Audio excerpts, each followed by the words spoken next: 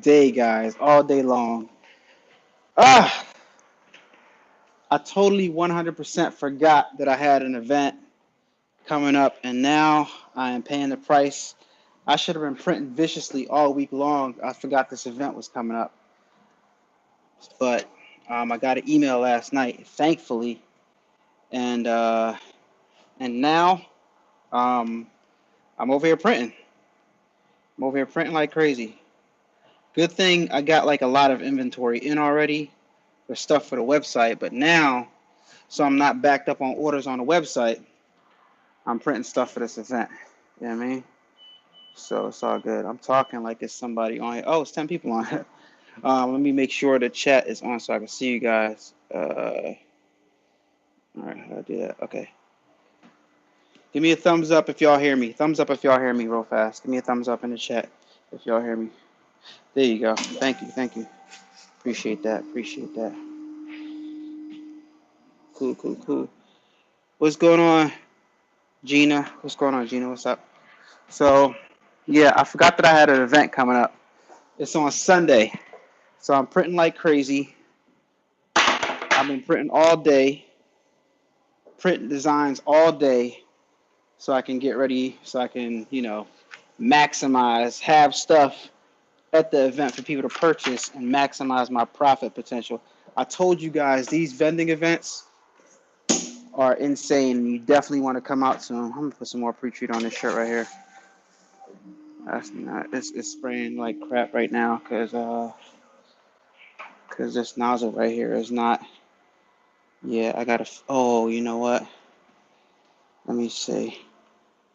Yeah, the tip is not dipped inside of the pre-treat, so I gotta fill up that nozzle a little bit, fill up that bottle a little bit more pre-treat to compensate for that. I need to compensate for that. I need to roll some pre-treat around right here. Because if I don't, it's gonna come out crazy. What I do in a situation like this, when it didn't pre-treat good because my nozzle wasn't dipped all the way inside, is I'll come over here to the other side of the room. You guys can't see me. I'm off camera right now. But let me get the camera real fast. Let me get the camera. I'll come over here to the other side of the room and I have my manual right here and I'll plug it in. See my spray gun? I'll plug it in right here. Oh, hold on, sorry y'all. And then I'll just hit the size that I didn't get right here. Shake it up. Hit the side.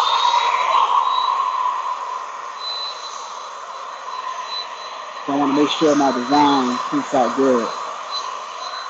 No whack designs. No whack designs. Talk to me, y'all. Talk to me. What we doing? What we doing? What's going on? Y'all keep me company. I'm gonna be on here all day because I got so many shirts to print out for this event. Can I get some thumbs up? Can I get some thumbs up? Let me get a thumbs up if you're about getting your money and you want to see more content about making shirts. Nobody wants to see that. Nobody wants to see that, huh? All right, so second press for this.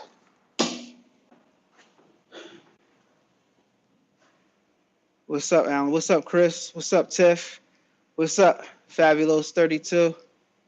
Fabulous 32. What's up, Elroy? What's up, Chris? That's what's up. Okay, thumbs up in the chat. That's what I'm talking about. That's what I'm talking about. As you coming in, give the video a thumbs up too, so it can get shared out to more people.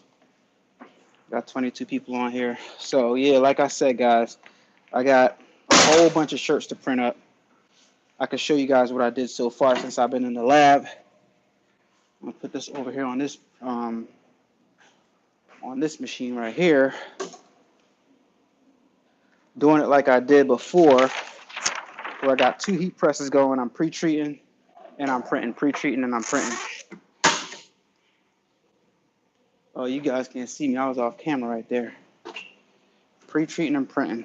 So here's this design. I'm gonna cure it again, make sure it's cured nice and good, and I'm gonna show y'all exactly what I did so far. Let's walk over here. So as I print up my shirts, I put them in this tote. and I can show you guys all the designs that I did so far. Bunch of those. Let me wipe off my camera real fast. It's foggy. Is it hazy, guys? Is it hazy? So I printed up a bunch of these right here. Is my camera looking a little hazy to y'all? What's going on, Rob Beats? What's going on, Arlene? Miss Wade? What's going on, Alvera? Deku, what's going on? So yeah, these are not on the website yet, but they will be soon. So if y'all want me to put these on the site tonight, I will. What's going on, Brandon Anderson? What's going on, man? Yeah, but packing up. I'm gonna fill this up with shirts, and then I'm gonna take one of those over here, and I'm gonna fill them up with, yeah, a little hazy, right? It's at the top. Let me see. What's going? Oh, you know what? Let me wipe this off. I'm sorry. All right. Yeah, and I got some stuff right here. I'm gonna sell the sets. It's my lens protector with the hat, because I wore that hat today. It's the lens protector. It's got a little haze at the top. It's like foggy or something. I might have to take that off. All right, put y'all over here real fast. I gotta get busy. I want to give y'all a view of everything, what's going on. Move y'all back a little bit so y'all can see. Okay, y'all can see the whole setup. All right, cool. All right, talk to me. Let me know what y'all up to today. Who's in the studio making some money? Who's making some money? Looks nice. Thank you, Arlene. I appreciate it. Nah, camera broken. You need to get that red camera. Red camera phone. They got a red camera phone? Put me up on something, Rob Beats. I didn't know they had a red camera phone.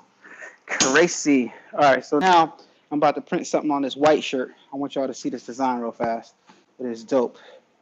I'm going to give y'all a little color gate action, show you guys what I'm doing on color gate. All right, smooth this thing out right here.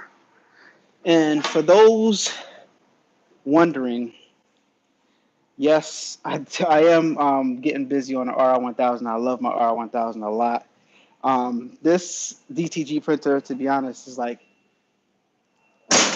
oh, there it is. It's really like taking over everything. I'm like, what's that beeping? It's like taking over everything. I get a lot of, it prints up just, when I go to these events, anything I print up on this sells like, oh, that means it's warmed up. I'm like, what is that noise? Anything I print up on this DTG sells like crazy. So it's like, I know what sells when I go to these events, so I have to make sure I have a whole bunch. What's going on, Debs? I have to make sure I have a whole bunch of DTG stuff because I know that this stuff is going to sell like crazy. You know what I mean? Make sure it's cured real good. One more time. And I do it in sections, 30 seconds at a time at 3:30. So I cure it nice and good. What's going on, Marcus? Demps. What's going on, everybody in the chat? Yeah. What's going on, T-Town T-shirts? Crystal Johnson. Yeah. So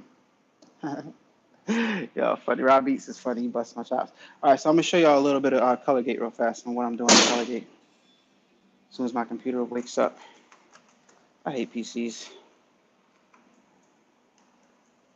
All right, there you go. It's woken up. All right, and that should be cured by now. All right, there we go. Boom. Code in. I don't see that. All right, so I'm gonna go to my thumb drive right here, and I'm gonna find my file, which is I'm gonna do a Rastaman. There we go. Boom. And then I'm gonna open it up. Is that the one I want? Let me see. Yeah, that's the one. So do pre-treat white shirts. I do pre-treat white shirts. I do. I pre-treat white shirts, but very lightly. I use light pre-treat on white shirts. Very light pre-treat on white shirts, but I do pre-treat them. All right, let me try to wipe this lens off. I don't know what's going on. I'm trying to give y'all a good view. This is very, very fuzzy. It's not even focusing. I'm about to rip this lens cap off. Give me a second, right? I'm going to rip this lens cap off. See what I mean? Oh, no, that's not better either. Jeez. Them single needles collecting dust? No, they are not. These single needles are about to make a whole lot of money right here. They are not collecting dust. These single needles are for classes that I'm going to have. I want to teach people how they can make money from home, and I want to teach people how they can buy a single needle and make lots of money. So they're not collecting dust. I got a purpose for them. All right, so in Colorgate, jeez, it's absolutely not focusing. It's real fuzzy, right, guys? Well, I'm just gonna tell y'all what I'm doing. I'm gonna show y'all what I'm doing. I'm gonna I can't show y'all because it's fuzzy. You should make an online series. Yeah, you're right. I should. But when I do the classes, I'm gonna kind of create a series like that. So right now in Colorgate, I'm gonna put that I'm using the large platen because that's what the white shirt is on, and then I'm going to scale the design to size so it fits on the white platen. And as I type in the numbers, what I'm doing is I'm adjusting to see what size fits on, and I'm going to go as large as possible, and then I'll work my way down. All right, so I'm at 19.9 inches. That's a little bit too big for my liking. 19.5. Center the design. I'm going to select that I'm using, putting on a white garment, and I'm going to max out the amount of DPIs of the design, and I click on enhance quality on Colorgate, but I know that doesn't mean anything to a lot of you guys who don't have Colorgate, but right now on the screen, it fit the design to the screen, but it's a little bit too big.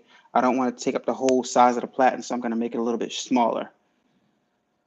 All right, so I'm going to click right here, and I'm going to make it a little bit smaller. I'm going to take it down 18.5, actually 17.5, and then press OK. See how that shrinks? That shrunk down, shrunk it down, and then I'm going to bring it down just a little bit.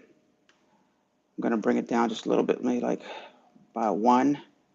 That's going to move it down. There you go. And that's going to take up a nice size on that big shirt right there. All right, so now that I have it how I want it, I'm just going to drag it from down here up to here. I know it's blurry, but sorry, my camera is not, when we're live on my cell phone, it's not focusing right. So, all right, so in a little while, after it's done processing, it's going to go over to this screen right here, and I already put my white shirt in, so then it's going to start printing. I'll show you guys when it starts to print. But right now, while it's not printing, let me go pre-treat some shirts right now.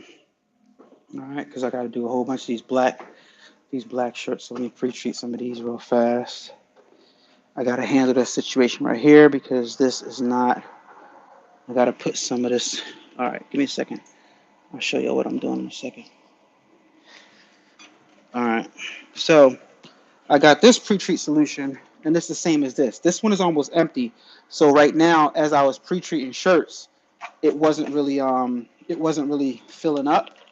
It wasn't really filling up the nozzle because that this little suction thing right here. I'll show y'all. This little suction thing right here has to be inside of the solution. So imagine if the thing is right here and the solution is at the bottom as it runs out, and this doesn't touch the solution, it starts to be gaps in the line. You see, there's no pre-treat in there, so it was flowing funny. So right now I'm going to take a brand new pre-treat that I have, and I could just start using this. I could pour this in here, which is what I'm going to do. Why don't I just do that? I'm just pour this in here. All right, just pour that in there, and it pours pretty good. Yeah, there we go. Pour that in there. These pre-treat bottles don't come all the way full. They come pretty full, but not all the way full. So I'm making sure I don't pour too much in here, like all the way to the top, because I want it to be a little bit of gap so I can still put that thing in there. All right. Gotta be real careful while I'm holding this phone. I know y'all want to see me, y'all banking on me making a mistake, right? Taking bets. All right, so that's pretty full right there. That's pretty full. All right, that's enough. All right, so put the lid on this one right here. All right, and then I'm gonna put this right here.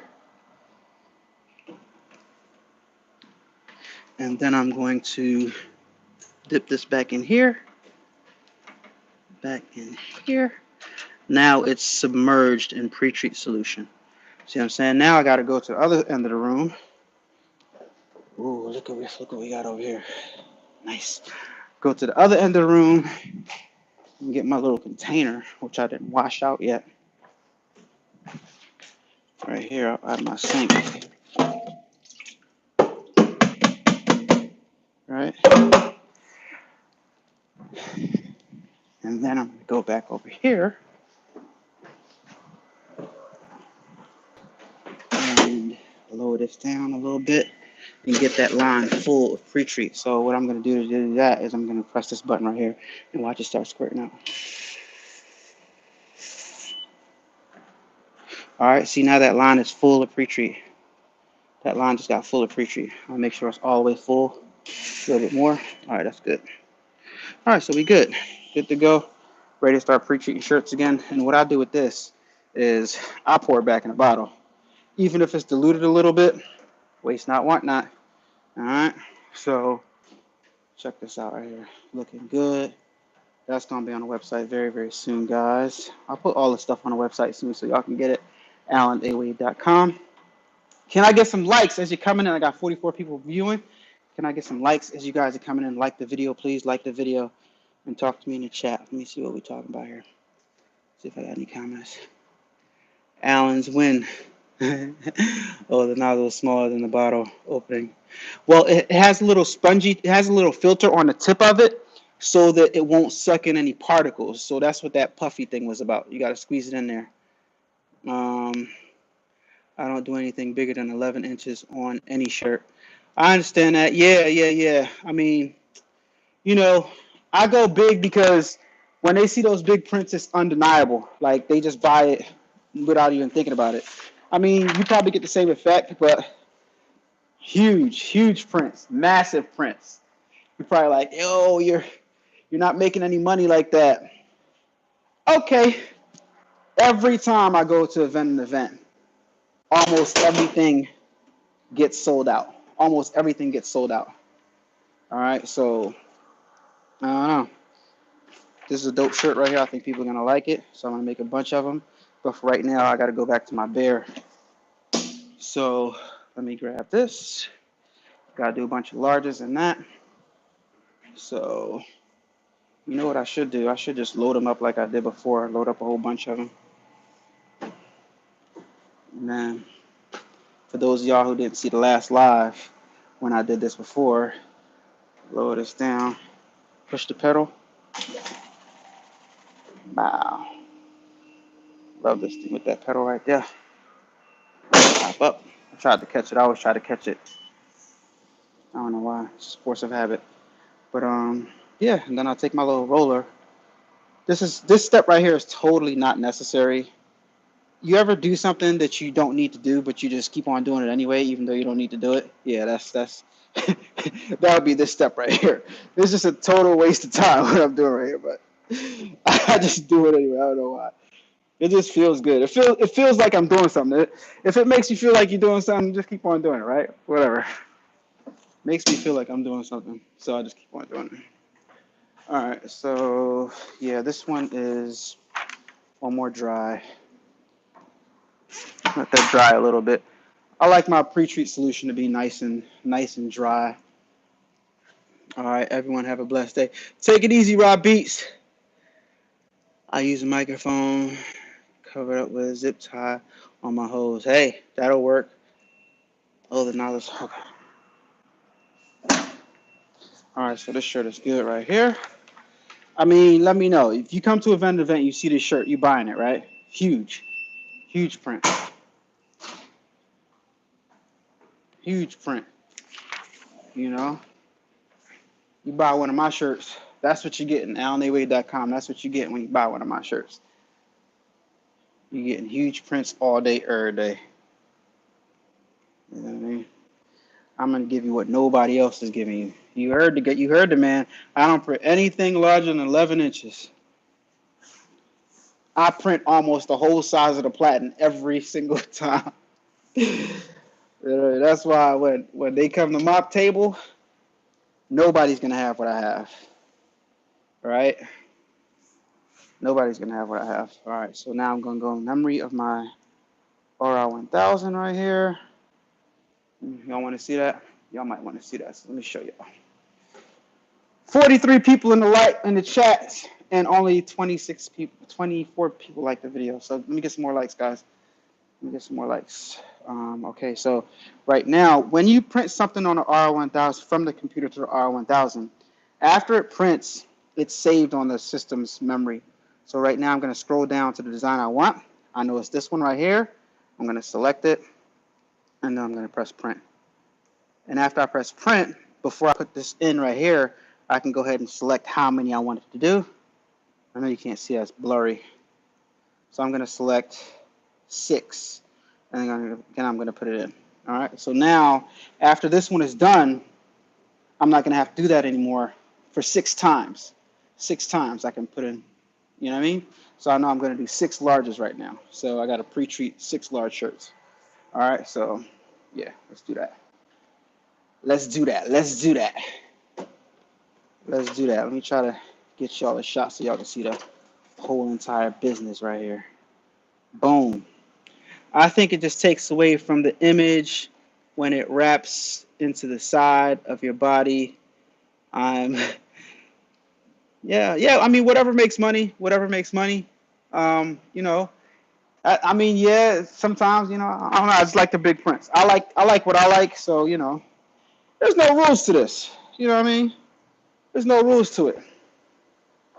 Yeah, it does wrap around sometimes, you know, but I don't know. I've seemed to have a lot of success with it as far as selling at events, and so I just stick to it. I think this is kind of, it's got some wrinkles in it, and it's, yeah, time to get another one. See how it disintegrated like that? Yeah. So get a brand new one after it starts. After, like, you know, I guess about 30 or 40 dries, it's time to replace your sheet. You know, after about 30, 40 dries. So what are y'all doing today, man? Let me see what y'all doing today. I got to keep on tapping the screen to bring the notes back up. I'm new to this. What is the pre-treatment for? The pre-treatment is so that the ink adheres to the shirt, right? So I'm going to show you guys what happens if you don't pre-treat your shirt. Pre-treat versus not pre-treat. I accidentally did not pre-treat. This is pre-treat. Same shirt. If you don't pre-treat it, this is what happens. So I accidentally put a non-pre-treated shirt into the machine, and this is what happens. 100% cotton, not pre-treated. That's what it looks like. Pre-treated, boom. All right, got it? Cool. Show y'all what it is. RR1000 getting busy over here, printing. You can see the head moving back and forth in there, getting busy. This is probably about my 40th shirt today. You know, it's probably about 40 shirts in, maybe.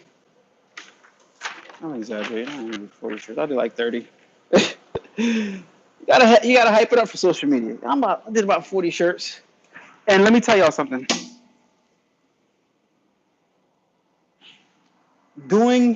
Making these shirts with one DTG printer is difficult. It's difficult. It's work. It's work, right? This is fun to me. This is fun, and I don't mind it because it's easy. You know what I mean? But if you're trying to do like 100 shirts and stuff like that, and have like a whole bunch available for your event, it scares me every single time. Then it's you're gonna be putting in some work. You're gonna be putting in some work. I'm not even gonna lie to y'all. I'm not gonna sugarcoat it. It's gonna be work. Here I am with this dumb roll. Told you I like to roll it. I think I'm a baker, so it makes me feel good.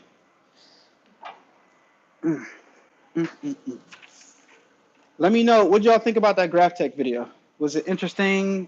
Not really. Y'all want to see more GraphTech stuff? Because I think the GraphTech is a dope machine, especially if like your main thing is vinyl. If your main thing is vinyl, you should definitely upgrade and get a more serious cutter, in my opinion. You don't have to. It's not necessary. I mean, you could just get 2 cameos or 3 cameos or something. But I think like if your main thing is vinyl cutting, then you need something fast. Something fast is gonna like benefit you a whole lot. What y'all think about it? What up, A-Dubb? Hey, what's the name of the pre-treat for that cotton shirt? This is Image Armor. I'm using Image Armor. Yeah, this is the regular, standard, expensive stuff. There's Image Armor, and then there's I forgot the other one. What the other one's called? In the chat, what's the other one called? Firebird. I think that's what it's called. Yeah. Will you do a live at the vendor event? I can. It depends. 6 or 7 embroidery design, intense. 6 or 7 embroidery designs is easy for me because I got this. I got these 6 or 7 embroidery designs. Like, I don't even know if you mean like 6 or 7 shirts. Like, I can knock out 6 real fast. I can knock out 6 in 3 runs because I got a 2-head, obviously. So 3 runs will knock out 6 shirts or 6 hats, whatever you're doing. But then I got an extra one, and that'll handle the 7 right there. So, what are we saying? Let me see. Yo, bro, what's good? Congratulations on the special, on the space. Yo, it looks awesome. Thank you. I appreciate that. I appreciate that, Garment Creations. I appreciate that a lot. Never thought I'd have something like this. Let me get a number 2 in the chat. Number 2 in the chat. If something happened to you in life that you never thought was gonna happen to you, and I don't know, it's just surreal. I still don't. I don't know. I'm just having fun. Like, this is my playhouse right here. This is my adult playhouse. This is not even serious right here, and I'm thankful that I'm able to do this. And it's just my playhouse, man. I'm just having fun doing this stuff. This is adult toys. That's all it is. Look at all this machinery. Like, you don't need all this. Like, you know what I mean? I was good with my Wagner spray gun, but this is just cooler. Like, look, it got a LED light. Like, look at this thing. Got an LED light. You get to push it up and down. It just looks cool. All this is not necessary, but like, it's cool, right? It's cool to have. This is adult toys. Adult toys. You see how long it takes that DTG to print out? Sheesh. Yeah. So right now, I'm just going to sit this one to the side right here. Put this one over here. Sometimes I lose track of where I'm at and what I'm doing. And that's why once in a while, actually it's only happened once, I'll put a non-pre-treated shirt on there, and yeah, the shirt will be ruined pretty much. Try that. And I don't have both of these on right now because all these lines right here on that wall is on the same panel. So I gotta get my electrician out here to put the lines on a different panel. So this one is dry. No, it's not. I gotta press it one more time. Sheesh. Thought it was dry. Press it again. Press it again if it ain't dry. This is done. Looking good. Y'all want to see that print? See that print real fast. Y'all need this one in your life. Oh, baby couture. Y'all need that in your life right there. Can't see the detail because the stupid camera won't focus, but it's okay. So I got a little lint on there. I'm just gonna press it in. I'm just gonna press it. Not gonna worry about that. Should have used a lint roller, but my lint roller collects dust. Alright, so boom. One more time, just to make sure it's dry.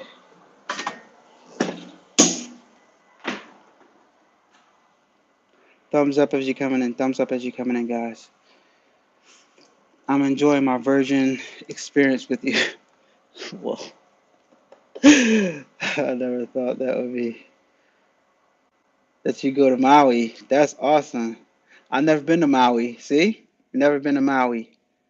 How long you been in the shirt game? Who's been watching me? How long have I been in the shirt game? I've been in the shirt game now for like, I don't know, maybe 5 years? Has it been more than that? No, no, no, it's been longer than that. I forgot. When did I get my first cameo? When did I get my cameo? I don't know. Time flies by so much, so fast.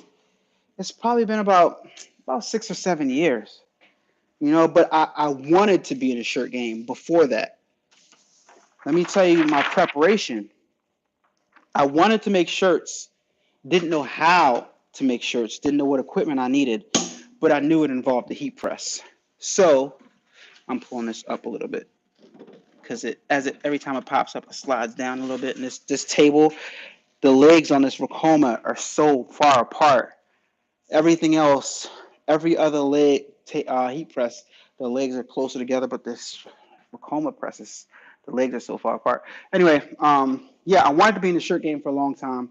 Didn't know what I needed to get, but I knew I needed a heat press. So back in the day, before there was a Facebook Marketplace, before there was an offer, before there was Let Go, I went on eBay and I bought a Chinese heat press. Didn't know what I was going to do with it. Didn't know how I was going to make shirts, but I'm always somebody, my whole life, I always prepare for what I want to do before I actually do it, or even before I even understand it all the way. I try to get the tools that I need to do the thing and sit it to the side so that when it's time to do the thing, or when I learn how to do the thing, nothing's holding me back. You know what I mean? So I've always done that in life. Everything, whether it be film, because my degree's in digital film video production. I've always bought cameras in advance, the camera that I want. You know what I mean? I would research this stuff first, do a little bit of research, figure out what I want when I have the means to get it, even if I'm not going to use it yet. If I know it can bring me a good return and it makes sense, I'll just go ahead and get it. I'll just get it and sit it to the side. You know what I mean? Then when I'm ready, I already got the tool. And when I learn, when we're sitting around talking, and my boys or somebody, we're sitting around talking about, hey, this is how you do this.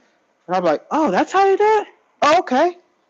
Next thing you know, I'm pulling out this camera. I'm pulling out something. Yo, you have one? Yeah, man, I bought it a while ago. I didn't even know how to use it, but I bought it because I knew I wanted to do this.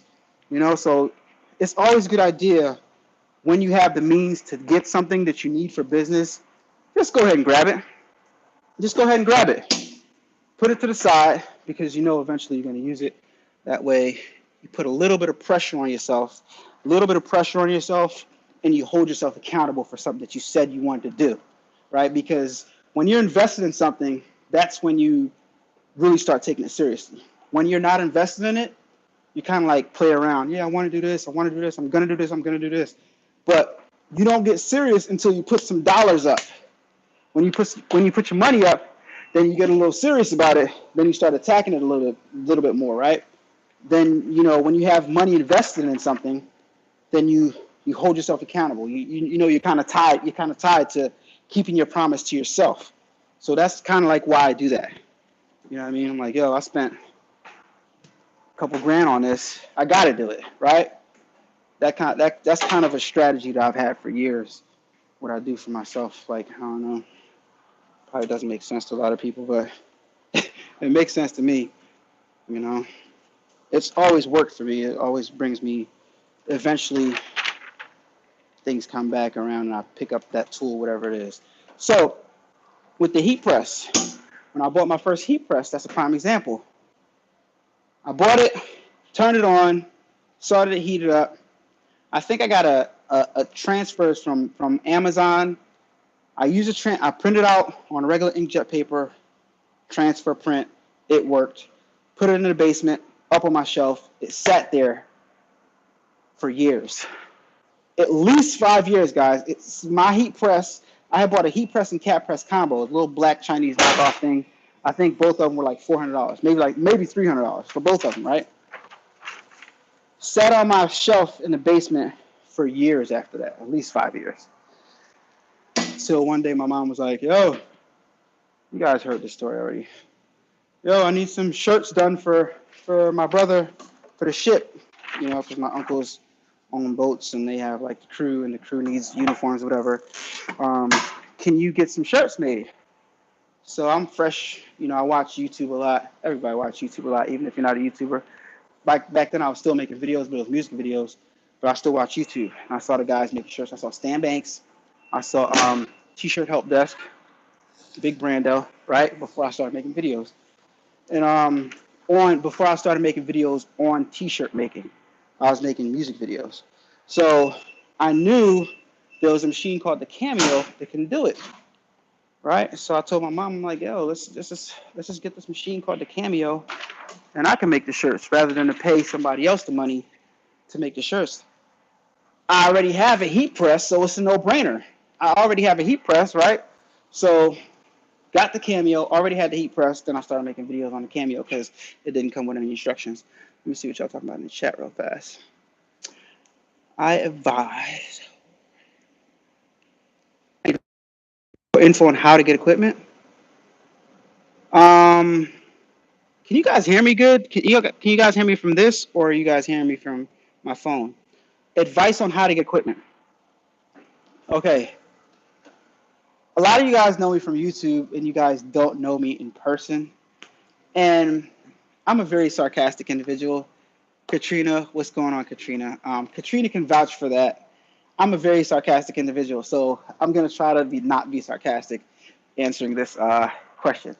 Any advice on getting equipment? Okay, so getting equipment, I assume you have a 9 to 5 job or you have some source of income. So when you get some money, buy your first piece of equipment that you're interested in, right?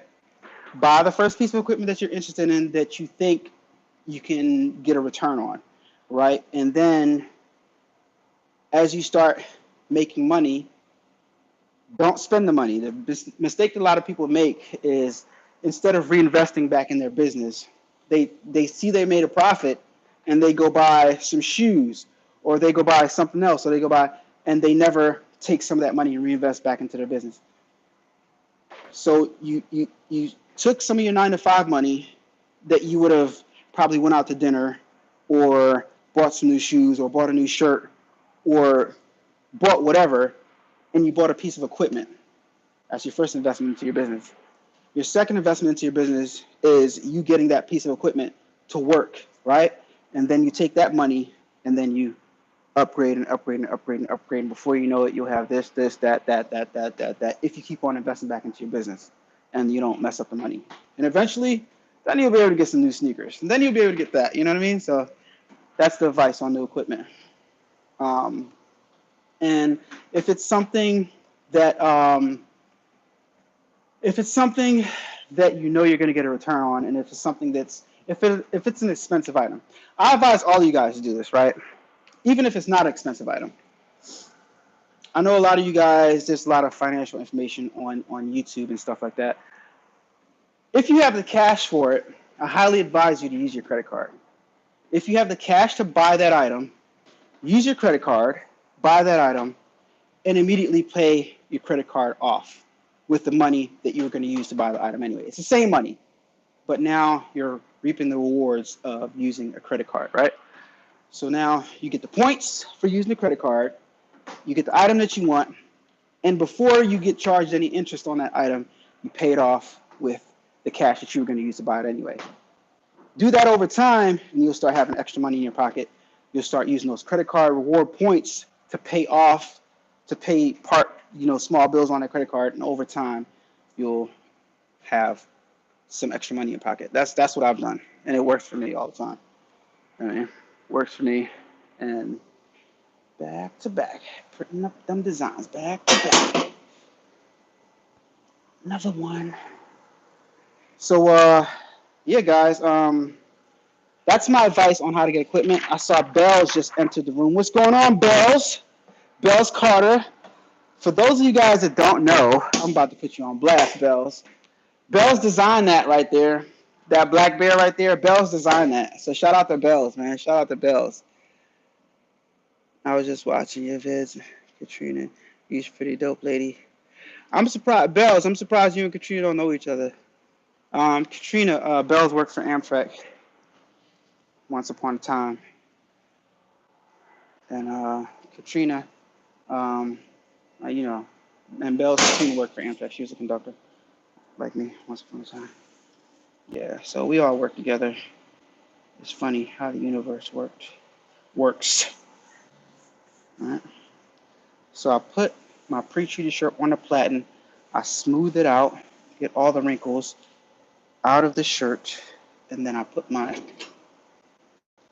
keeper on. I don't know what this is called, the rim thing, and then I pull down the sides to make sure no ends are up and it's super, super flat.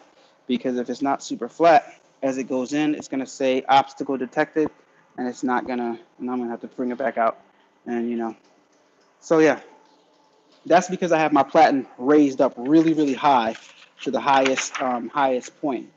As you raise up your platen to the highest point, the print head shoots out the ink, and the ink doesn't have that far to travel from the shirt to the print head. So that's how you get a real fine image.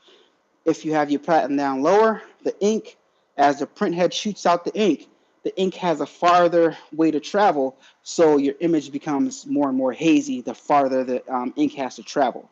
So you want to get your shirt with the platen on it as close as possible to that print head, so the ink comes out of the print head, goes right onto the shirt. That's how you get those crisp lines. All right, Rico R1000 trick, tips and tricks. So gotta have a smooth shirt to do that.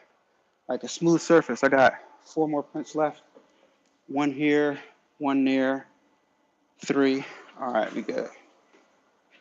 See how long it takes to print these things out, guys? This ain't no joke, man. Gotta be careful what you sign up for. Careful what you wish, because you just might get it. But I'll tell you what, beats a 9 to 5 any day, every day. All right. So glad those days are over, right? How about that? Hit those thumbs ups, guys. Hit those thumbs ups. Levite Apparel's in the building. What's going on, Levite? Thanks. I thought it would be a great info for the next generation wanting to get into the industry. I already have a home print shop. That's what's up, man. That's what's up, B-Herb. You are right. You are right. So, yeah. For those, newcomers in the industry, man, save your coins. Everybody has to make that initial sacrifice to get what they want to get. If you don't make that initial sacrifice, I believe that kind of puts you at a disadvantage, because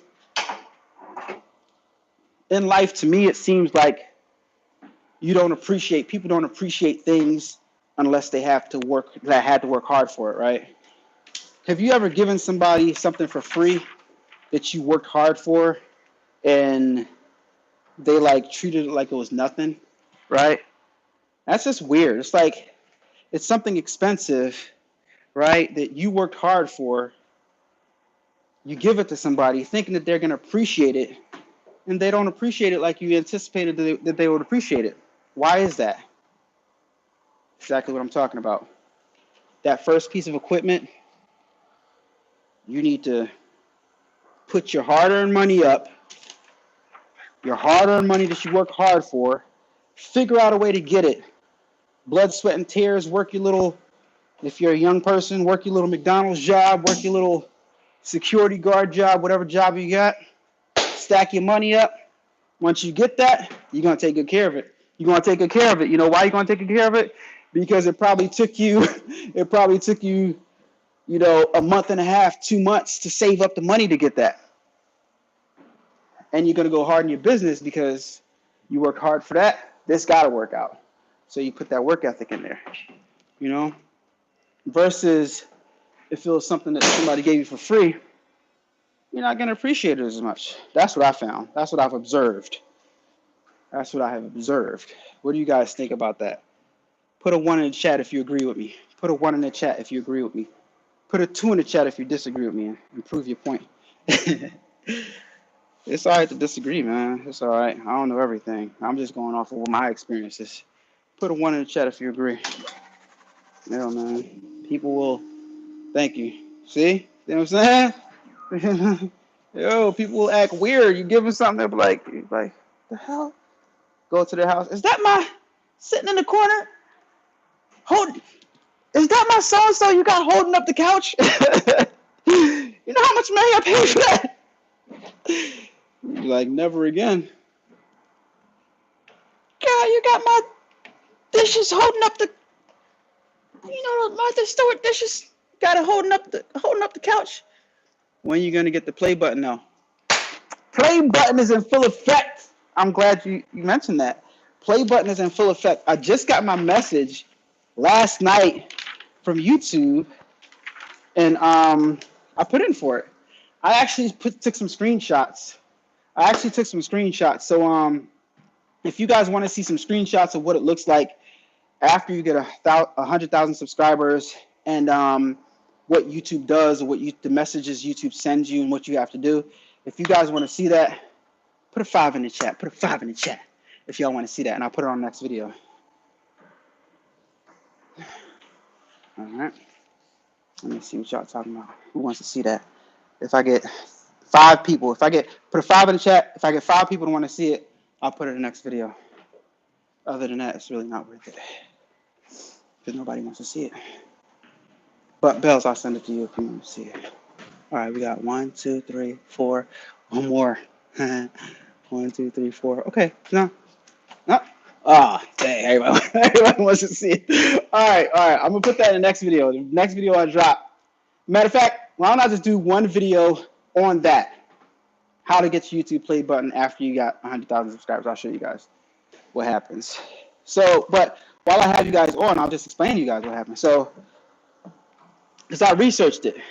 So basically, like, it was like a week and a half or 2 weeks after I reached 100,000 subscribers, YouTube sent me an email, and you also get something in the back end in your Creator Studio that says congratulations. It's like at the top banner. It's nothing fancy. It's no big fireworks, nothing. At the top banner, it's like congratulations, you've reached 100,000 subscribers. This is your code to redeem your reward. Click on this link right here and enter your one-time code to redeem your creator award. They call it a creator award, right? So you click the link, go to the website, and then you enter in that one-time code. Don't give your code to anybody.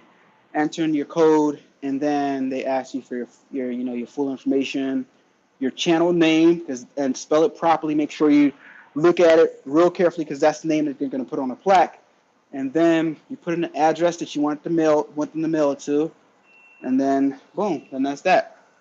So you can either do it through the email that they sent you, or you can do it right through YouTube Studio, right? So I did it through the email because I hadn't looked into YouTube Studio yet.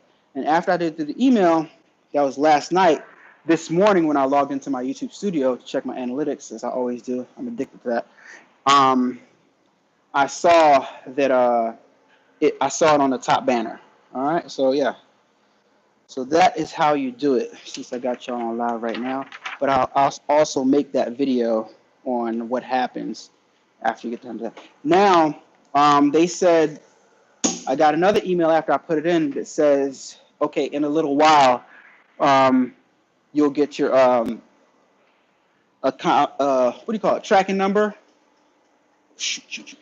You get a tracking number, send out a tracking number. When they, Bells, look at your bear. Bells made this. A tracking number when they send it out. All right? So that's how that's done.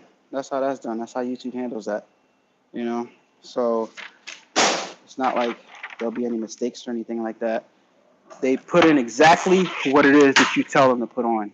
And if you tell them to put on something wrong, your fault. Wrong channel name, your fault. I think they do little corrections. They don't do anything too. No, actually they don't do corrections. But like if like a creator award gets lost in the mail, they have information out there where they will try to get you out another one.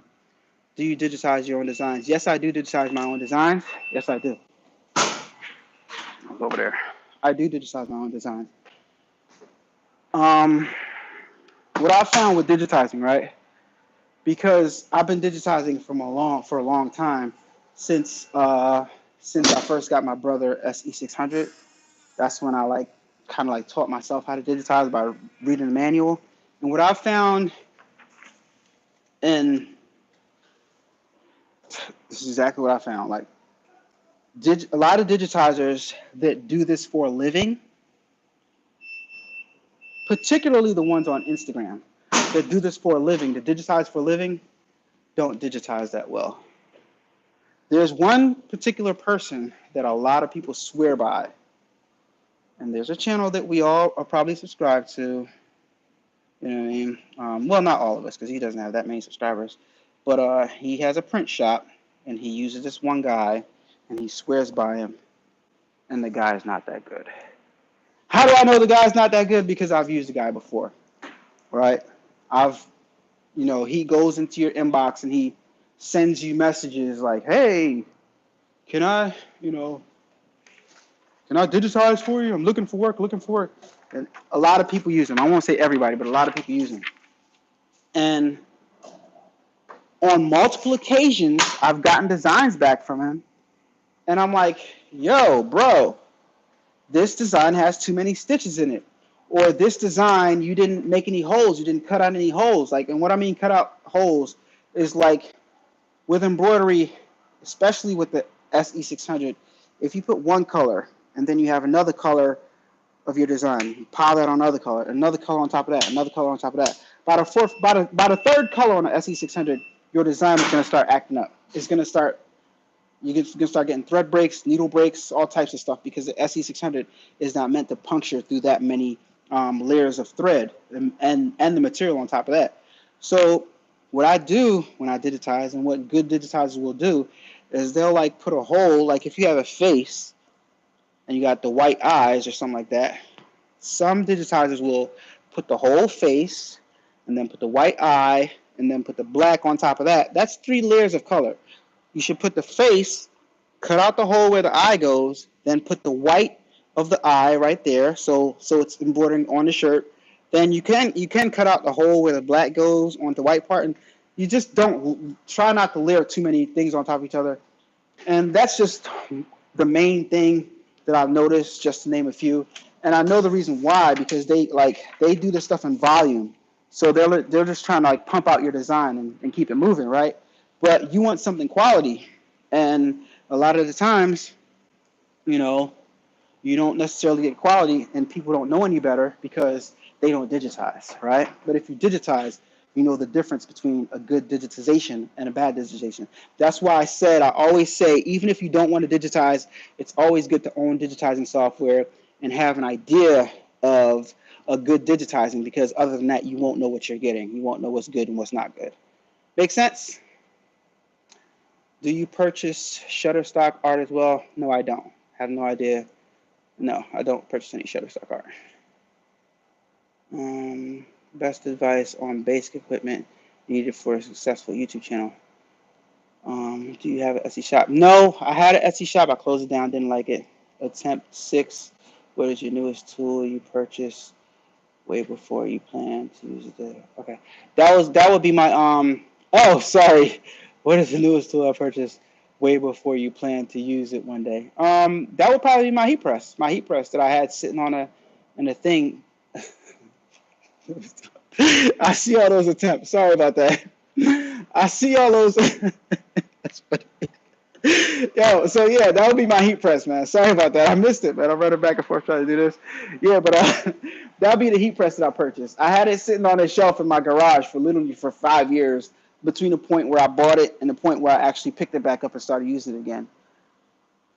Yeah, it was about, maybe I'm not exaggerating, years. It was definitely years, sitting in the garage for years. All right, I might be over exaggerating. I don't know exactly how many years, but it was over 2 years. That's a fact. It was over 2 years. I'm sure about that. But got to make it dramatic for social media. So that'll be that.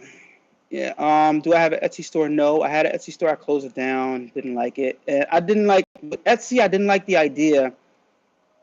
I always don't like the idea of a specific platform, your livelihood being dependent on a specific platform, right? I'm not in love with that idea. Um, YouTube is one thing, right? But YouTube doesn't like, YouTube isn't my whole business. So it's okay. I'm okay with that. I'm okay with YouTube having, whatever they have right here, with as far as this content is concerned. I'm okay with that because YouTube isn't my whole business. YouTube is a big part of my business, but it's not, and drives a lot of my business. But I chose to try to build my personal website up to be my Etsy, because I own my personal website. I own my personal website. Nobody can shut me down. You got to shut down the internet to shut me down, right? You got to go get the government to like, yo, his website is doing so. That has to shut me down. If Etsy chooses to, if you break some rule or something, they can shut you down, right? So I choose to put the time in up front, the years or however long it took to build up my own platform. So that way my main source, my income that I'm making from sales is coming from that. And I own that. You know what I mean? So I like that idea better than building up my Etsy store because Etsy owns Etsy. Etsy gets a percentage from you. Yeah, I don't know. Everybody gets a cut, but I just wanted my own thing. Um, any tip on how to stop embroidery designs from bunching up? Yeah, if you want embroidery designs to stop bunching up, you're probably not hooping your design properly. If you hoop it loose, it's going to bunch up. Got to hoop it tight. Or it might be the file. If you have too many layers on top of each other, it's going to bunch up and it's going to tangle at the bottom, bird nest at the bottom. If it keeps on bird nesting at the bottom and you have an SE600, you probably don't have your machine threaded correctly. And I showed that in a video. You have to thread it with the foot up so that the tension wheels are not engaged so that you won't get any bird nesting. Hope that helps. All right, let me see. No more questions up in here. When is the vending event? It's on Sunday. The vending event is on Sunday. Where do most of your sales come from? Most of my sales come from are generated from online, like social media. Most of them from YouTube. I'd say about 97% of my sales are driven from YouTube. The other percentage is Instagram, TikTok, and word of mouth. What's going on, Fidel in the building? Everybody say what's up to Fidel, screen printer in the building. How do you stay motivated? How do I stay motivated? I don't know, man. I stay motivated. See, when you like doing something, you don't have to get yourself motivated because it's what you do. You know what I mean? So this is what I do. I enjoy playing with different gadgets and different toys. That's all it is toys. I enjoy it. So if you enjoy it, you don't really have to get motivated. You just get up and you just go do it. And it just so happens that sometimes when you do it, you just turn the camera on when you're doing it sometimes. And like I said, if I wasn't on YouTube, I'd be doing this anyway because it's fun. Look, I created this little design and that's fun, man. It's fun. I'm an artist, right? So you don't really have to get motivated if you're doing something that you're passionate about, and if you're paying attention too much to what everybody else is doing, that can like demotivate, is that a word? That can unmotivate you. But don't pay attention to what everybody's doing. Just be yourself, do your own thing. Everybody's not as great at certain things. Somebody might not be as somebody might be better than you in specific things, and don't let that discourage you. If you're still enjoying it, if you're still having a good time doing it, then it really doesn't matter. It really doesn't matter because there's always going to be somebody that's better than you in whatever you do. And what matters is, do I love this? Do I like to do this? And that's all that matters. Like, what microphone do you use? What microphone do I use? Okay, so I have several different mics. I'm going to show you my microphone. So right now I'm talking to you guys on this print right here. I gotta put it to dry. A bunch of these I just printed up while I was live with y'all. Got two more. So right now, what I use is these little mics right here. The Rode Video Mic Goes. Why is this not focusing at all? Rode Video Mic Goes. So I have this right here. This is one with the wireless. The lav piece does not come with it. You got to buy that separately. So I bought a 3-pack. It comes with two microphones and one receiver. So the receiver is on top of that camera right there. This is my receiver right? It receives the signal from the transponder receiver. The transponder sends a signal to the receiver, and the receiver takes it and puts it into the side of the camera to the audio, right? And then I have another transponder over here, and this one also has a microphone on it. So that's what I use right now while I'm vlogging. I got a bunch of different microphones also. I got a shotgun mic over here that I use. This is more so for movies and stuff like that. But you see some YouTubers using shotgun mics. Where's my shotgun mic? It's in here. It's in my closet. Showing you guys my whole setup. I'm not going to show you. My shotgun mic is in here. This is a Rode NTG mic. This is about a $600 mic right here. So that's how you know. Like, I don't advise anybody to go spend $600 on a mic unless you went to film school like I did. But I'm interested in film.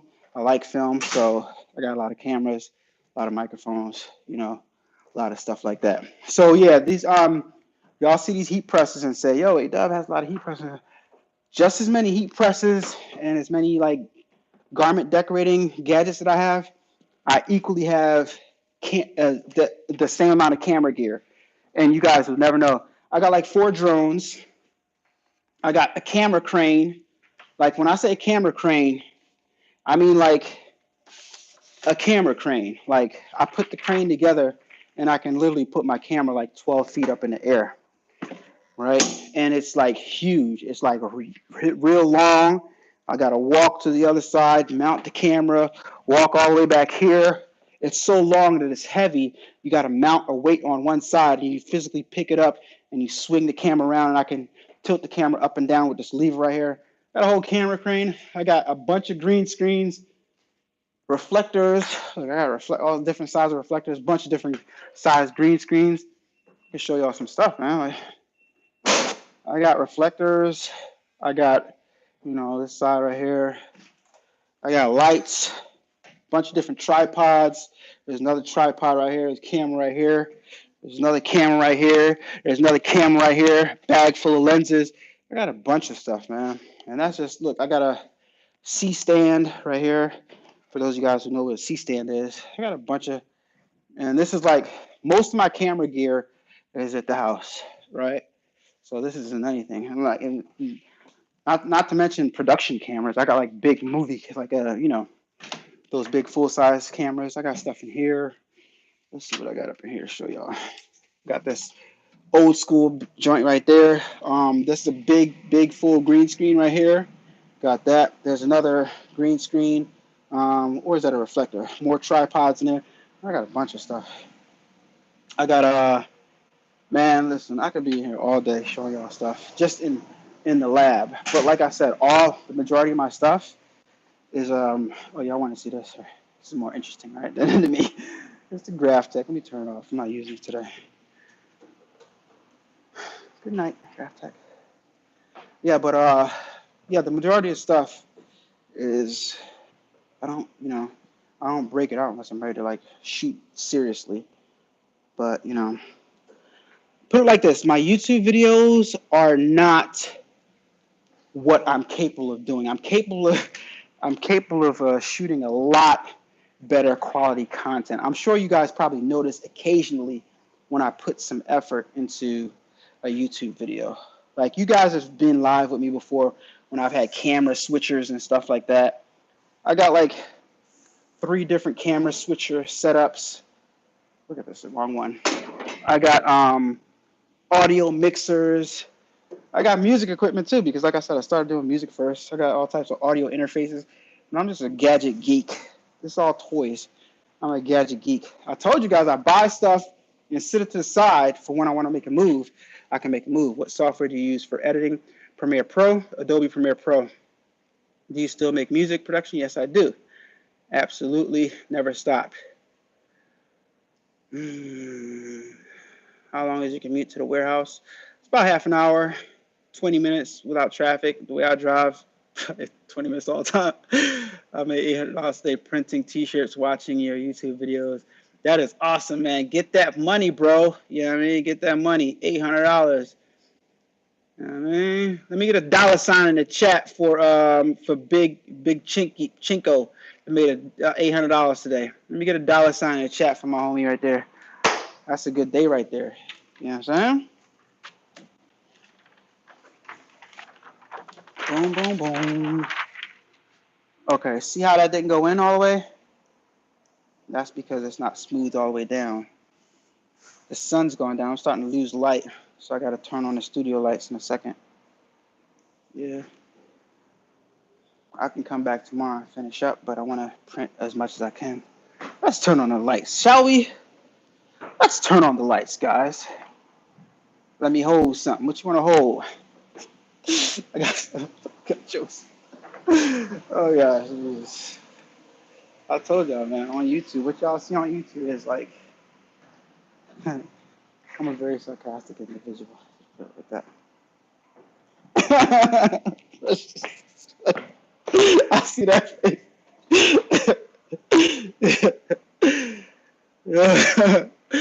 How many hours of sleep do I get on average? I try to sleep 8 hours. I actually wake up pretty late. I'm talking about money.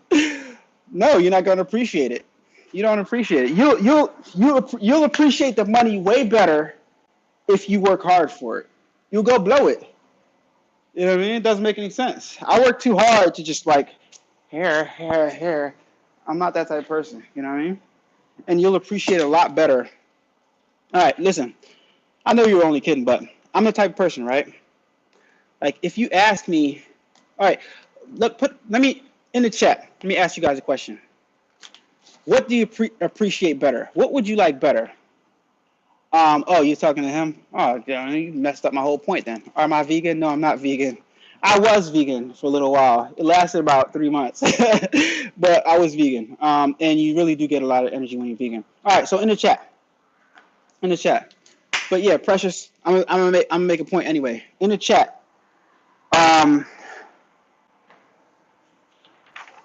would you guys agree that it's better if you ask somebody for money for them to tell you how you can make money yourself? I mean, it's an obvious yes, right? Is it better for them to tell you how they got that money so you can get it yourself, or do you just want the money? Some people just want the money, and there's nothing wrong with that. I'd rather, how did you get that $1 million? You know what I mean? What's the blueprint? I'm trying to pull this back up because I told y'all it keeps on popping up and sliding off. The back of it keeps on sliding off. This thing is heavy. Yeah. But I mean, I don't have to because the back legs go off and it like hooks in and won't go anywhere. But I don't know, that's my OCD. But yeah, isn't that more valuable? The new location looks hella expensive. Is property pretty cheap out there? That's relative. It's relative. I mean, what do you consider cheap? 1 million? Just give it to me. See what I'm saying? And there's nothing wrong with that. But you're gonna blow it. And I know you're gonna say, no, I'm not. I'm gonna do this. I'm gonna do that. Let me tell you why you're gonna blow it. This is just like I always watch like financial stuff, like while I'm printing and stuff like that. I always got some financial stuff in the background. This is how the mind works, right? Part of financial literacy is also learning how to get that money and knowing what it took to get that money and the ups and downs that led you to that $1 million. If you never experience the ups and downs, if that 1 million just sits in your lap, trust me, you're gonna blow it. Matter of fact, don't trust me, just look at the statistics. Look at all these young superstars out there in the world that just get a whole bunch of money sat in their lap. The majority of them, what do they end up doing? They end up going broke. You know why they end up going broke? Because they don't know how to manage money. You know, and part of keeping money is, you know, knowing how to keep money, right? Because if you don't know how to keep money, if you don't know little nuances and little secrets, you're going to blow through the money, right? The biggest tip I can give you guys in keeping money is going to sound crazy, but money is worthless. Money is worthless. Cash is worthless. You know what's worth something? It's going to sound crazy. It's going to sound stuff. Stuff is worth something. Like buy some land, buy some real estate, buy some equipment that's going to continuously give you money. That's worth something. But the money itself, money is actually decreasing in value faster than the amount of time that it takes to make it, right? So like if you sit your money, that didn't make any sense. If you sit your money in a bank and let it compile, your money is actually losing value. It's worth sitting your money in an asset that's going to give you returns on that money that you spent, right? Exactly. Assets. I won't go broke with that, man. That's what you think. I mean, how much DoorDash would I need to blow it? Not that much. You think $1 million is a lot of money? It's not. Let's put it like this. Let me ask you a question. Are you going to buy a house? Are you going to buy a house? Is that one of the things you're going to do, Diane? Are you going to buy a house with part of that money? Hypothetically speaking, we're just, talking. You have a lot of charisma and are a natural host. Keep it up. Oh, thank you. I appreciate that. Are you going to buy a house? If the answer is yes, if part of that $1 million, okay, so let's say somebody gave you $1 million. Technically, you are supposed to pay taxes on that $1 million. Technically. Are you going to? Probably not, but that's up to you, and you're probably going to get in trouble for that. But you're going to pay taxes on that $1 million. So that leaves you with about, I don't know, $600,000, because they take darn near half of it, right? So yeah, you would buy a house. So what area, let's not get too general, let's not get too specific rather, what area do you live in? And you probably want a nice house, 3-4 bedroom, right? How many square feet do you want? So, all right, so you got $1 million, you paid taxes, you're left with $600,000. Before you even spent any money, $600,000, right? A nice house, your dream house, it's probably more than $600,000. So let's go modest. You're gonna spend $400,000 on a house. That's a cheap house. That's not exactly your dream house. You're gonna have to make a lot of compromises. $400,000 you spent. You're down to $200,000. You're gonna buy a car. $1 million is gone, bro. You're gonna pay your student loan off. You're gonna give your mom some money. You're gonna sit some money. $1 million is gone. $1 million is not a lot of money, bro. It's not a lot of money. You're gonna blow through that. No, I mean Diane. I'm sorry. I keep on saying bro. Diane, it's so easy to blow through $1 million. So easy to blow through $1 million. See these prints, man? Use my Rico R1000 link, guys. Stop playing. Let me give y'all tips. Key to the Rico R1000 is to keep this machine warm. Oh my gosh, I wish my camera could focus, man. This thing looks so butter. I'm not just saying that. It looks so good. The camera won't get it. The camera can't capture it. It's so like wet and pixelized. You know what I mean? It's like wet and real distinct. Exactly. See what I'm saying? See what I'm saying, Diane? Your student loan just ate 55, and I know you want to get rid of that. So your student loan just ate up 55,000 of that $1 million. And that's good that you only owe 55,000. Guess what? I was one of the ones that co-signed for my son. Guess how much I owe in student loans? In the chat. Guess how much I owe in student loans? In the chat. In the chat. Just take a guess. It's more than Diane. More than Diane, because I got some of mine left, and I have my son's whole entire bill left. In the chat, he went to American University. In the chat, how much do I owe in student loans? Take a guess.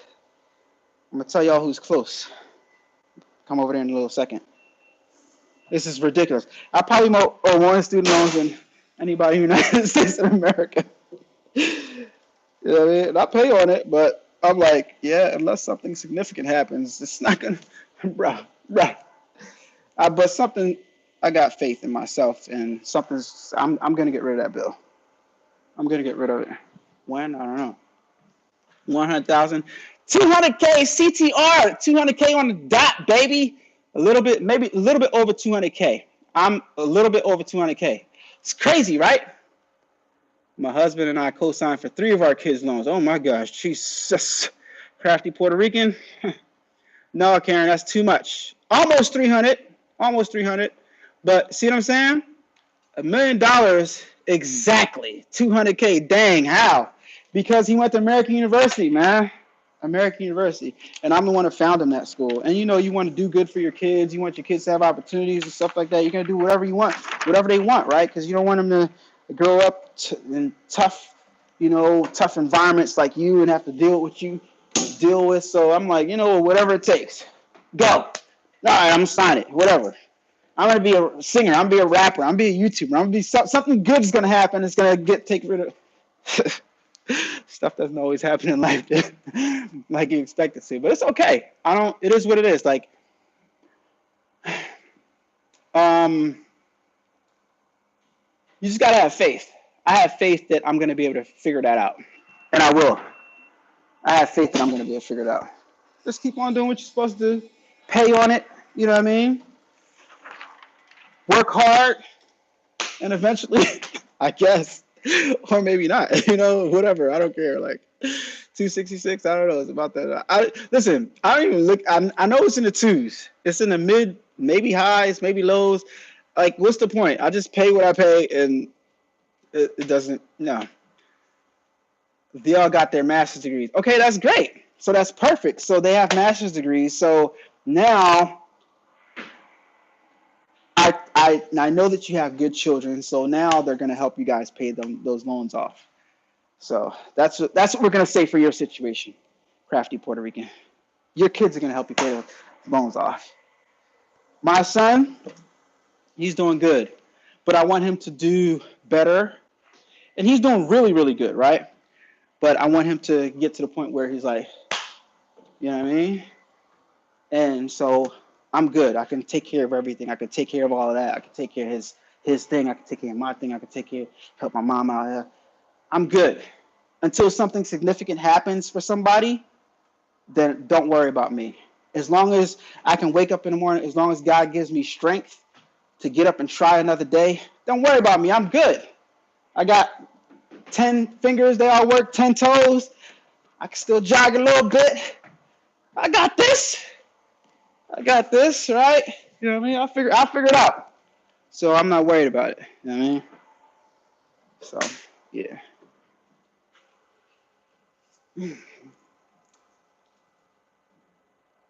See, helping with the payments. That's what I'm talking about.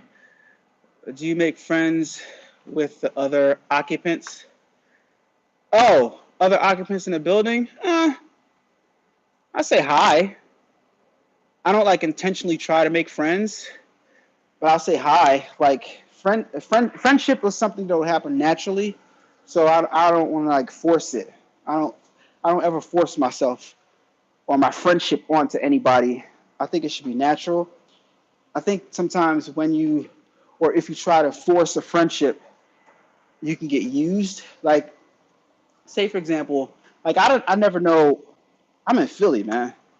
I'm in Philly. I'm from the hood, right? You never know who you're talking to. Somebody could look great for face value, seem like an honest person, but yo, I'm from Philly. I'm from Philly. Some of y'all from inner cities, y'all know what I'm talking about. I keep on saying I'm from Philly. That means nothing to some of y'all, but like, look, loan forgiveness. Did you? I read into it, and I'm not gonna qualify for that. I read into it, and as far as a few days ago, I forgot the exact reason why. Oh yeah, that loan forgiveness, the specific one that's around now, you have to be not at a government job, but you have to be working at your job for a certain amount of time, and also have consistently been paying on your loan. And I have, but not a consistent 10 years. Now, I wasn't paying on it for a consistent 10 years. So they want the criteria is you've been paying on your loan for a consistent 10 years, and you've been working at your job or your government job. I read up on it and I didn't qualify because I just, what do you call it, resigned from my job like last year. So wah, wah, wah, wah, wah, wah, wah. You know what I mean? There goes that for me.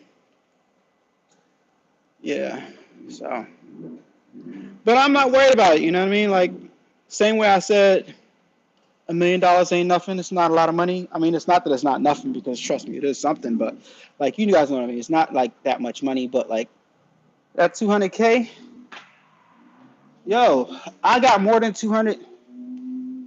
I got more than 200 in here, right? So it's like it's possible. It's doable. You know what I mean? It's doable. It ain't about nothing. I get that. I'll knock that off one of these days. Something will happen, and it'll fall in my lap, and I'll make some good decisions. You know what I mean? I won't blow it too much. Or if I get the whole 200, I'll probably give them like 100 and spend the rest. What kind of work did you do for? I work for Amtrak. I worked for Amtrak over 20 years. I was a train conductor. But right before I resigned, I was a ticket agent. You should apply anyway. I did apply anyway. And yeah, I don't know. I'm waiting to hear back. I did apply anyway, though. Maybe, but actually, yeah, they don't tell you what the criteria is, right? How many people have been doing that? That's true. That'll get a lot of people disqualified real quick. Been paying on that. Imagine if you owe 200 grand. You know what the note is on 200 grand? You know what I mean? You got to go on an income-driven payment plan. Yo, put it like this. It's like ridiculous. Like in my situation, thank God for COVID and all that stuff. Oh, I said the C word. Thank God for all that because in my situation, the interest each month. Y'all know what I'm saying. Like it didn't make any sense. It was never gonna happen, right? So it's like something significant has to happen, or else it's never gonna happen, right? If you guys are reading between the lines, the interest each month. If the interest each month is more than the payment that you're making, then you can only do what you can do, right? You know, so like what are you gonna do? It is what it is. Sad situation. It's not even laughable, but this is what they talk about by like I'm still in a great situation, so it is what it is. You know what I mean? I'm still placing myself and positioning myself into a situation that will be able to get me out of that. So it is what it is. You know what I mean? You know what I mean? You never know, right? Right, guys? Yo, man, we've been on here for almost 2 hours. Crazy. 82 minutes. I'm about to get out of here, y'all. I'm about to get off this live. Fidel's always like, yo, man, just keep on going with the live. If people are still on, just keep on going. I'm like, yo, man, I don't want my live to be too long. Still printing shirts. I think this is my last one, and I'm gonna get out of here. I don't feel like doing no more. I'm probably up to about 50 for today. For real, for real. No exaggeration. Maintenance. The machine's doing maintenance right now, so I gotta wait. I'm gonna feed this in here so that when it's done the maintenance, I could just press print. Bam, bam. Another successful print, as you guys can see. Don't let anybody tell you on YouTube that the RI1000 can't print because you saw A-Dubb print up shirts back to back. Don't let anybody in these groups tell you, oh my gosh, Ricoma, oh my gosh, the Rico RI1000 is terrible. Oh, you know what's terrible? You're terrible, sir. You're lying to me. I saw it with my own two eyes. The kid A-Dubb was on his YouTube channel printing like a freaking champ. You know? Do I do everything myself? Yes, I do. I do. And I will say this and give this advice. There is no way you are going to make the money that you want to make and do the things that you want to do if you don't start delegating tasks to other people. And you're not going to grow your business to its fullest potential if you don't, start having other people work for you, right? And delegating jobs. You'll never be like a full boss. So I'm like half boss. I'm half boss mode. I'm the boss of myself, right? That's why I've been saying for the longest. my goal for this year is to hire somebody and just start with one person. Because if you don't, like, I don't have a, a employment degree and know how to navigate these systems. So all this stuff is new to me. So I'm trying to like learn it. So if I can like just hire one person and master that and figure that out, right, then I can bring somebody else on. I already have a payroll system that I use to pay myself through my LLC. I use a service called Gusto, um, and I pay myself through my business. So I already have a payroll service that I can use to hire somebody. I have an onboarding service and stuff like that. I can send them an email. They can fill out their W-2s and all that. So I got all that covered. But yeah, are you doing a background check? No, I ain't doing no background check. I'm not. Seriously, I'm not. Just, well, I would know if I'm not doing a background check, but I don't want any pedophiles or anything like that. You know what I mean? Nobody mess with the kids. I mean, if you got a couple bodies, that's all I say. No, but no, I'm not going to do background checks because I believe that people deserve second chances, not the pedophiles. Pedophiles need to burn. I mean, but no, I'm not going to do that. People make mistakes in their lives and then they go to jail, right? You made a mistake in your life, you go to jail, and then you get out of jail and you get treated like you didn't go to jail. This system is so backwards. It's weird. Like I've never been incarcerated. I've never been in jail. Thank God. I've never been in prison. I've been held before for some dumb stuff that I did when I was young. You know what I mean? When you come from where I come from, I've shoplifted. I've lifted from a shop, right? I mean, it is what it is, right? Got caught.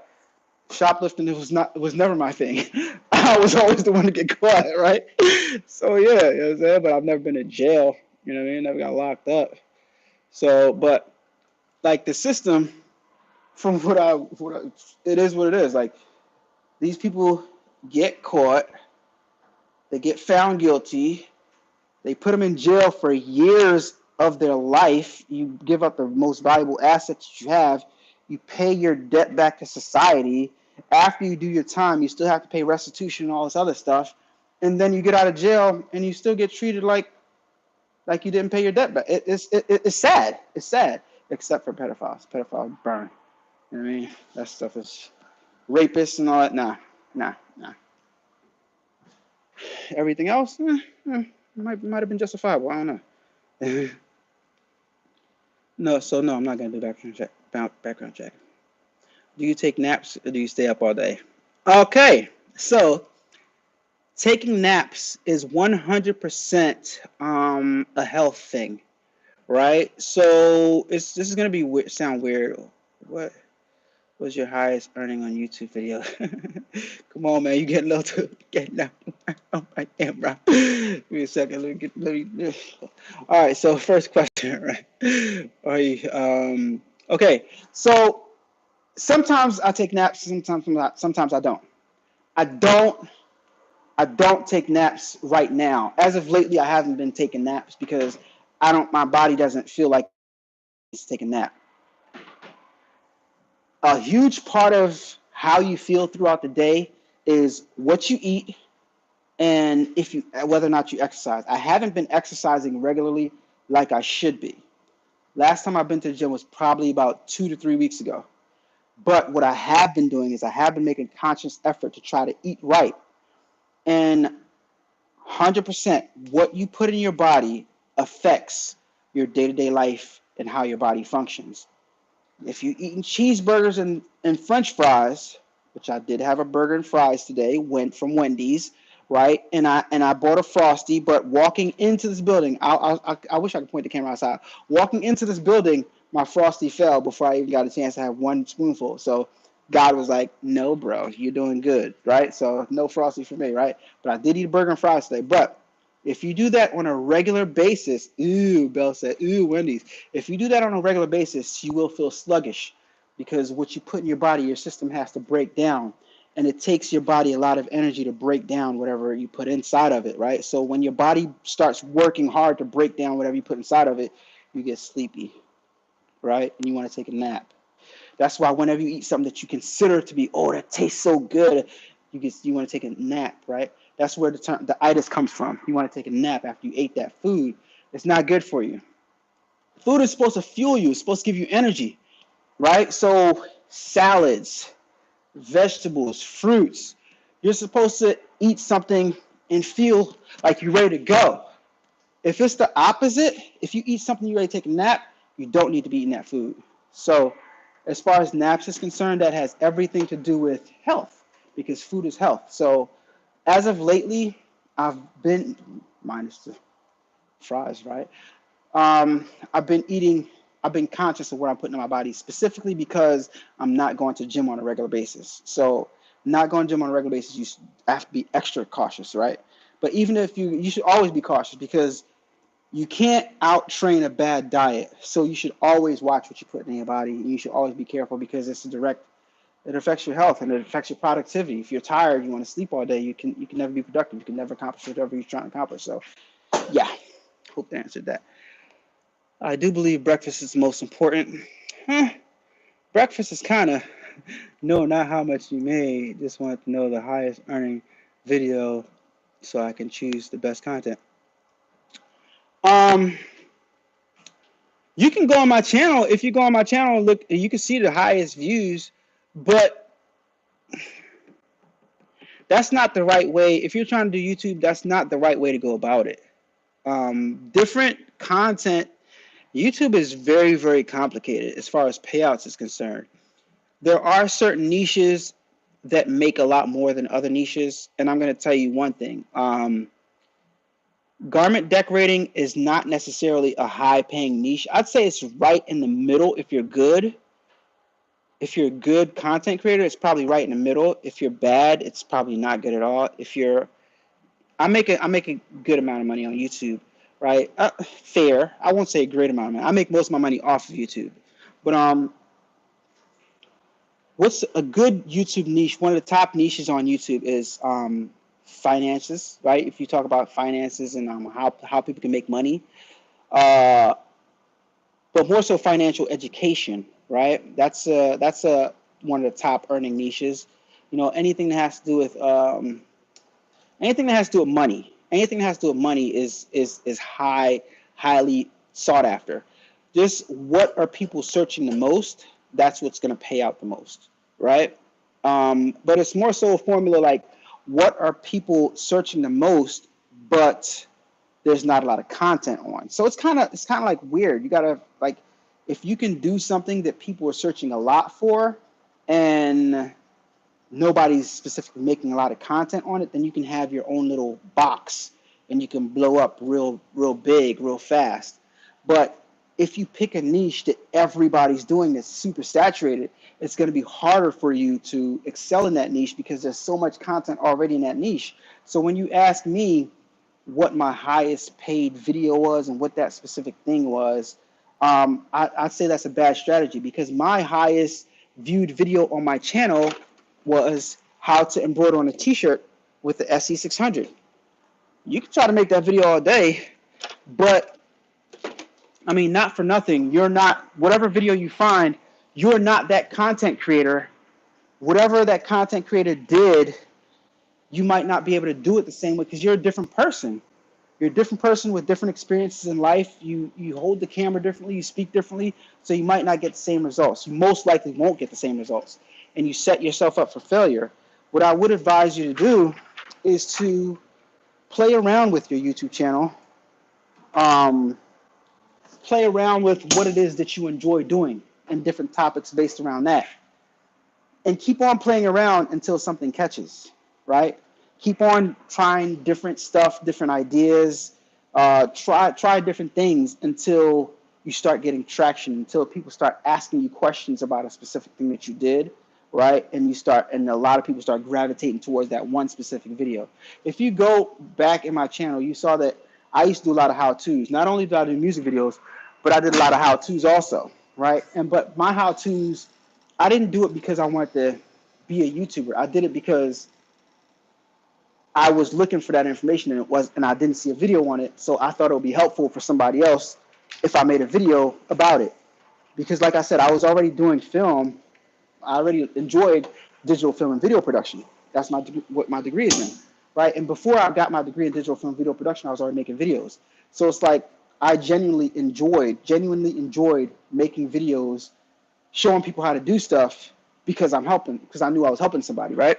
So like that's just a prime example of, you know, whatever you like doing, do that and experiment within that realm, because it's going to be a lot more sustainable for you if you're doing something that you enjoy doing. If you're doing something just to get paid, you might not enjoy it. You might not be knowledgeable about it. You might not be passionate about being better at that. So you're just a general creator. That's not sustainable. You might as well go work a 9-to-5 job, because it's the same thing. It's the same thing, right? You're doing something just to get paid. So like, find something that you like to do, and then do that. You know what I mean? Or learn about that. Even if it's even if it doesn't pay as much on YouTube, it's still more sustainable for you. So you still have a higher likelihood of being successful at it because you enjoy doing it. Does that make sense? Yeah. Yep. I think if you're in business and making YouTube, it's not gonna happen. Gotta do it because you love it. Absolutely, 100%. Fidel says, I speak differently. What makes you different? Yeah. What makes you know? Do you play any instruments? No, I don't play any instruments. I don't play any instruments. I play the vocal cords. Yeah, I play the vocal cords. Yeah, so my highest viewed video, yeah, hot embroidered t-shirt using the SE600. That's my highest viewed video. All right, I'm about to wrap it up. I'm tired. I can come back tomorrow and make some more stuff for this event, but I do have to load up my car with a lot of the stuff that I'm going to use for the event. Even if I'm coming back here tomorrow, I want to load up my truck halfway, so that I want to press this one more time. It still feels a little sticky. I'll come back tomorrow and print some more stuff, just so I'll have every opportunity in case somebody say, y'all got any mediums in that? You don't have any mediums? Oh my gosh, you don't have any smalls? And I didn't print any smalls or mediums in that specific shirt. And I also want to keep an inventory in here for people to order online. So yeah, work's never done, man. But guess what? I enjoy doing it, so it is what it is, right? And that's the difference. Before I went live, I was already doing this. You know what I mean? I got up in the morning. While I was dreaming last night, I was thinking about what shirt I should make. Like, you know what I mean? And not to make money, just for the art of it. You know what I mean? It's weird. And I was thinking of what else I'm going to do with my channel, because I like making these videos. I don't know. The best uni, what's going on, baby? How are you? How are you? That's my buddy right there, man. I rode off my people. Yo, you got to come out to some events, the best uni. Miss Uni, you got to come out to some events. All right, y'all, man. I've been on here for too long. I'm about to roll out of here. Thank you guys so much for tuning in. If you haven't yet, hit the like button. Hit the like button for me one time on this video. Guys, if you haven't done so already, hit that like button real fast.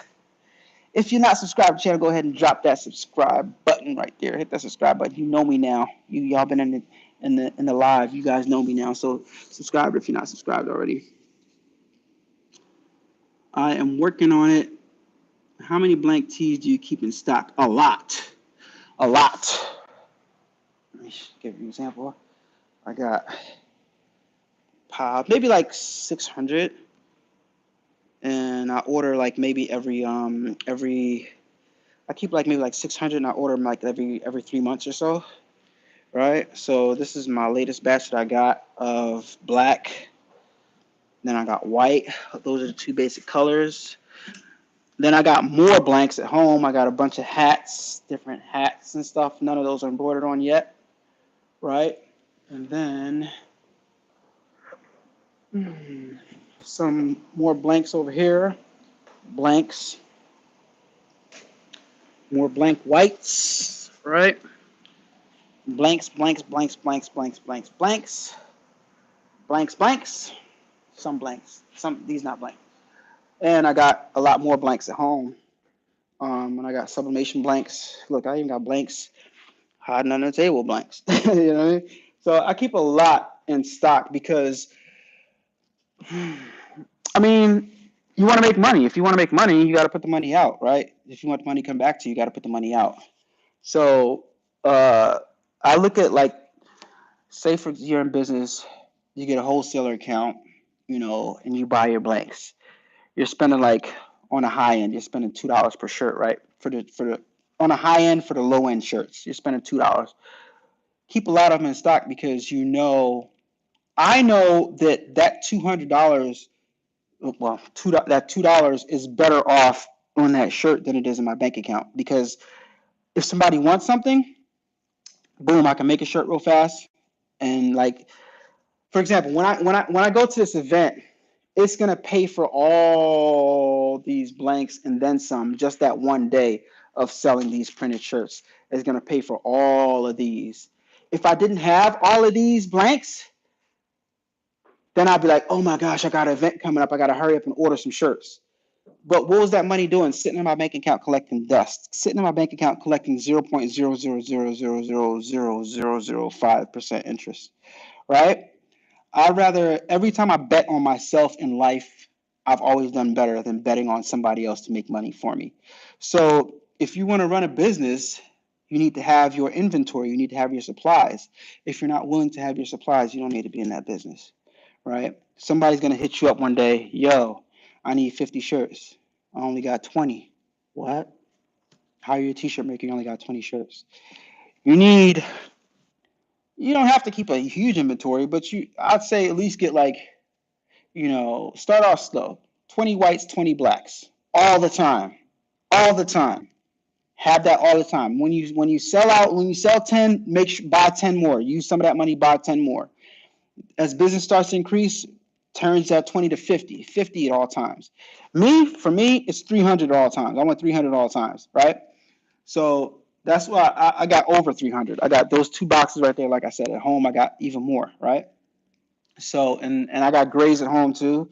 So, like, you know, if you can't sell what you don't have, so you need an inventory. All right, makes sense?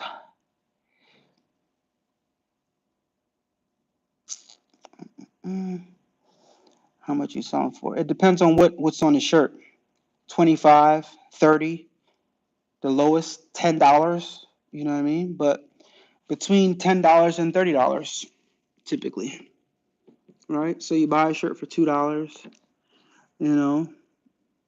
take some time, some of your priceless time to put some stuff on it, and you sell stuff at a venue or online.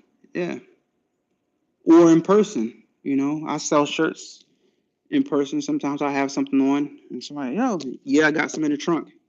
And that's another trick I use. I always have some merch on me in my truck. Always got some merch on me. So that way, I like that shirt. It's on my website. You can purchase it there. But if you like it right now, I got one in my trunk. Let's walk over. You know what I mean? All times be ready to make a transaction. All right, y'all. I'm out of here, man. Nikita, she restricted message. Let's see what. Okay, well, I guess it's going. I can't see what it said. One y'all can let me know what it said in my DMs. All right, y'all. I'm about to jump off here. I gotta get out of here. It's getting late. I'm getting tired. It's time for me to go chill. So let me show y'all what it entails to put this pre-treat machine into rest mode.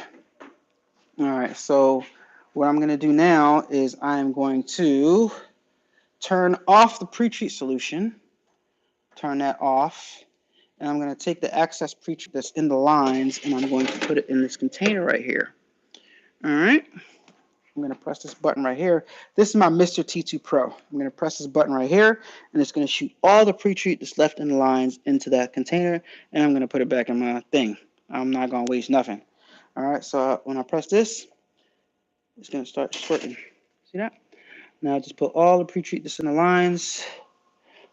Well, maybe not all of it, but the majority of pre-treat that was in that line into my little container right there. All right, so now I'm going to turn this off. And I'm going to take this container. Now I'm going to keep it right there. So now I'm going to turn on my water. I got the water line right there. This is my water line. I'm going to take this water line, I'm going to turn it on. Turn it on. And now I'm going to hit that. Thank you, Best Uni. I appreciate it. And now I'm going to hit this button right here. And it's going to take the water, which the water is kind of low. So I actually got to raise it up a little bit. So let me raise it up so the water can dip into the nozzle right there. All right. And I'm going to shoot some water through the lines to clear my lines out so my nozzles don't get clogged. All right, because pre-treat is sticky and it will clog your lines. So now I'm going to press the button. It's going to spray the excess pre-treat out and put water in the lines. All right, now you see that same line that had pre-treat in it now has water in it. But the line for the pre-treat still has some pre-treat in it. What I normally do is I take this out of here and I clear that line too because pre-treat will get stuck in there. So I take that line that has the excess pre-treat and I get that out of there too. Right? Some people say, "Oh, my machine's not working." Well, you didn't clear everything out. You know, you got to use common sense. A lot of people, I won't say, a lot of people don't have common sense, but all right, spray that clean. Now, guess what? That line that had pre-treat in it still has a little pre-treat. Still has a little pre-treat in it. Let me get the rest of it out. All right. So now this line is still got pre-treat in it. I got to dip that in there all the way. I got to refill this with water. All right, let me spray some more. All right, so it's pretty much clear. Get that all the way down here.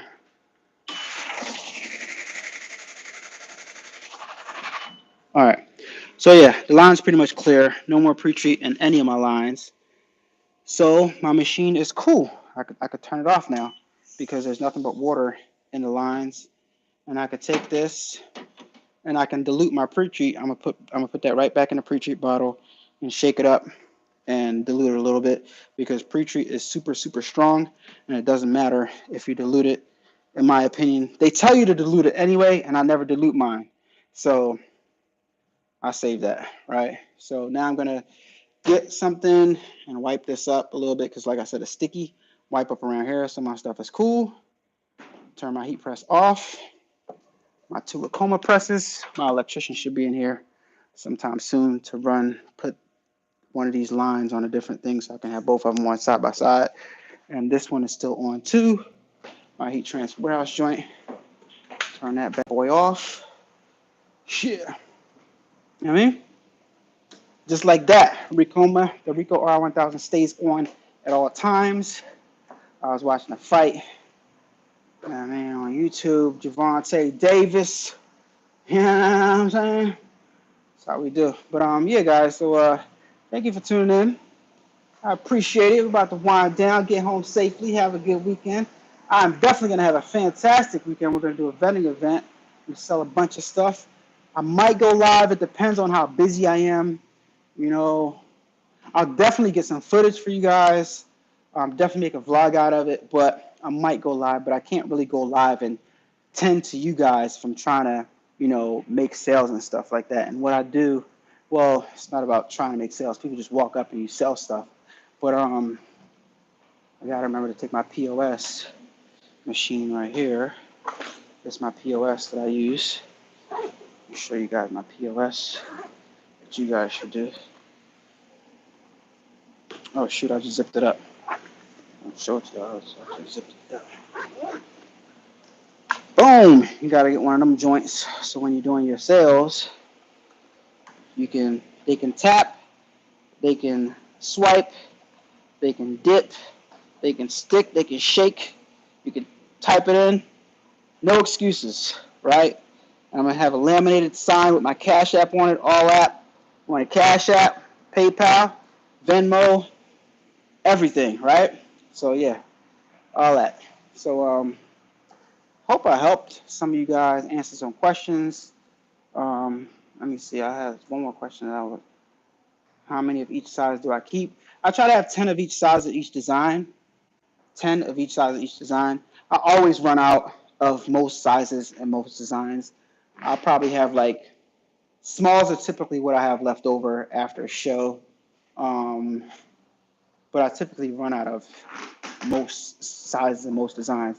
And we'll see how I do this time. But it's always, anytime you do these events, people come to these events for the vendors, specifically to spend money.